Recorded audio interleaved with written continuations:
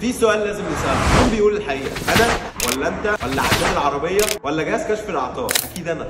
النهارده هوريكم حاجة غريبة وأنا بكشف على عربية نيو لوجان. تعالوا شوفوا معايا، عداد العربية هنا 104,000 كيلو وده رقم طبيعي جدا ومغري جدا. وأول ما قرينا البيانات من جهاز كشف الأعطال، شوفوا الرقم ده العداد الفعلي للعربية أكتر من ضعف الرقم المتسجل على التابلو في الانجن كنترول يونت. عشان نتأكد أكتر قرينا البيانات المتسجله في الانتي لوك بريكنج سيستم، نفس الرقم، وده يثبت لي عداد العربيه الفعلي 252,000، يعني الضعف. بيانات الكيلومترات بتتسجل في اكتر من مكان زي الاي سي يو، الاي بي اس، حتى لو اتلعب في البيانات اللي في التابلو كنترول الموتور تفضل متسجله على كنترول الاي بي اس. عشان كده لو حابب تشتري عربيه لازم دايما تكشف عليها كشف كامل عند حد يكون فاهم كويس يعني ايه يكشف على العربيه، وده بيحميك ويضمن لك انك مش بتدفع فلوس اكتر من قيمه العربيه الحقيقيه. ولو عندك اي اسئله اكتب لي في التعليقات.